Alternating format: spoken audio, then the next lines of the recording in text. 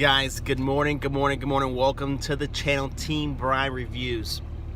So it's been I guess a week and a half since I've uploaded something. I've showed you the parts, wanted to start working on the first gen, but it has been so extremely cold around here in Middle Tennessee, down in the 30s or even 20s most days, and I don't have a nice heated garage or whatnot to work with. The truck is not a primary vehicle, so that it have to get done right away. We are heading over to Buddy Ryan's house. He has a bigger area that we're gonna be able to work on. It has gotten up to about 39 degrees today, so we're gonna give it a shot, see what we can get started. It's a timely job. We were gonna do the fast fuel system, the new CP3, maybe the fuel bowl delete. It's probably a good professional 10 or 11 hour job, so who knows how much we're gonna get done. We're gonna get started on it though, and see what we can put together and share with you all the process.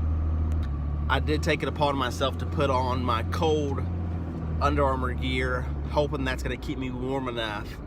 And turns out, with this beard I have going on, I look like someone off of Duck Commander. All right, check this out. Watch this. Hold on.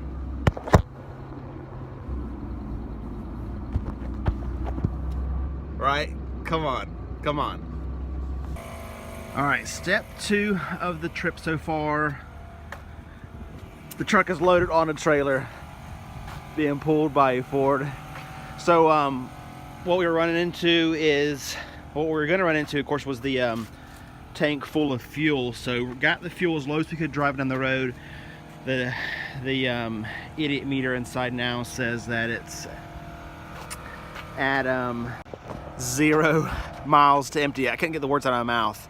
So Ryan ended up coming to meet me with the trailer so we can get this thing loaded up and get it to his house with as little as fuel as possible, so when we're dropping this tank it's not heavy, and you know how it goes. Now Ryan's got the coolest setup here on his truck. He's got an airbag set up here on the rear, and he has it rigged up a little bit, but I mean, it's got a ton of tongue weight on this thing, so he's gonna get this thing aired up to sit a little better. And you feeling pretty good about this, Ryan? Yeah. All right, so now I have the back aired up to 55 psi. This looks great. You can't even tell anything's hooked up. Man, this is awesome. I need to get a set like this for the back of the tow pig. This thing rides like complete trash. Now, of course, when you're towing something, I mean, it's great. It's like a Cadillac of Cadillacs. However, when you're unloaded, it rides like complete trash. But no, I certainly like with the airbags on here. His truck is now levelized, stabilized, so get to experience this thing down the road. Heading to his house. Man, if I can get these words out right. We're gonna get started on the fast system. May not get to the CP3 today. He's got things to do this afternoon. I've got things this afternoon. Gonna try to get what we can done as soon as possible. All right, we are here at Ryan's place. Got the fast fuel kit out. Nice sump kit. Comes with the bit for the tank.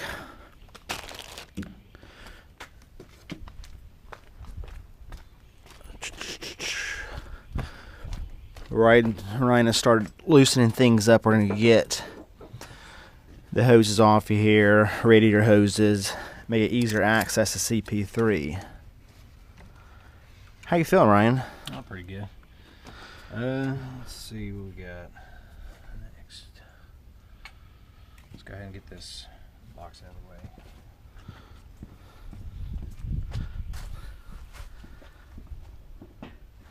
This thing is so dirty. This truck has over 400,000 miles on it.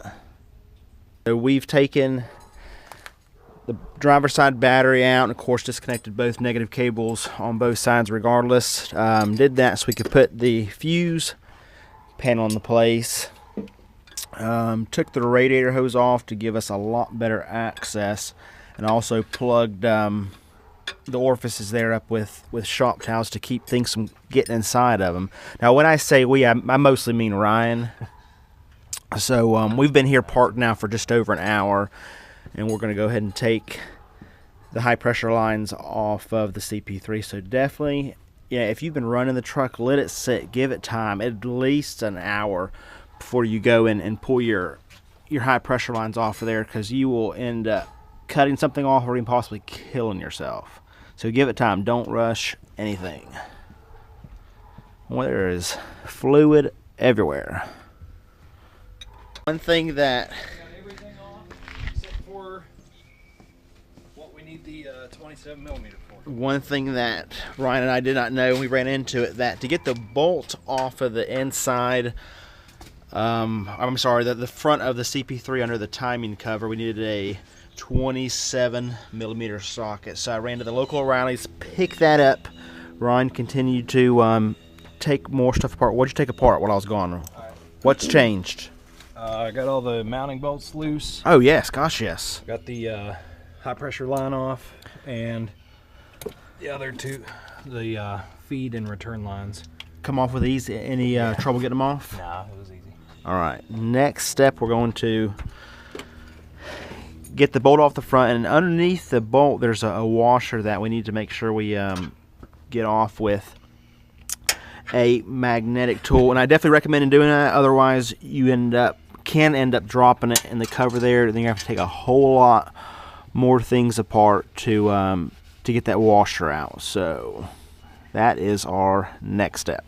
All right, one thing I would recommend here is 2 people. You need to have 2 people for this. When you put the socket on the inside or the front of the CP3 there, the engine spins freely when cranking it.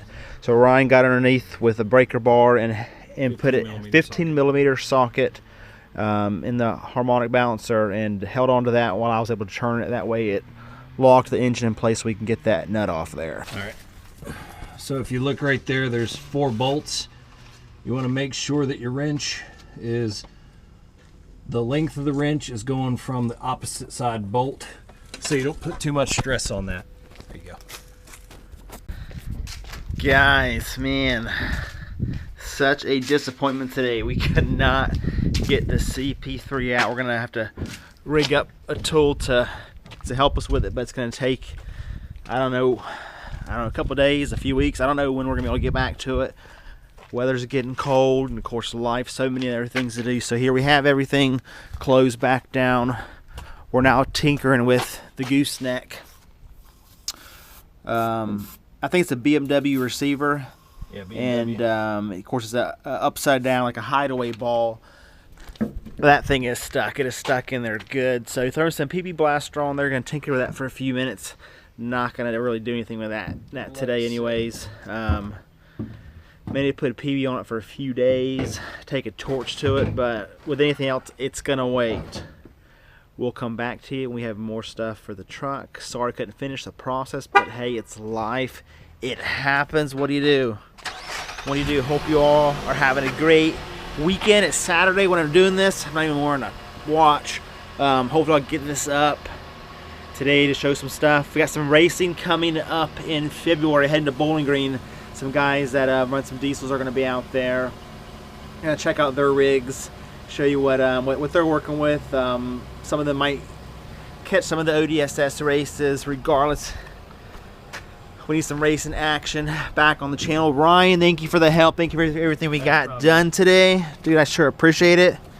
So guys, hope you all are having a great weekend, a great day. Who knows what day you are seeing this? Until the next one, we'll see you then. Oh wait a minute, not yet. If you like this kind of stuff, guys, please like, subscribe, leave a comment, maybe something can help us both out with the process. Until then, again, until the next one, guys, we'll see you then.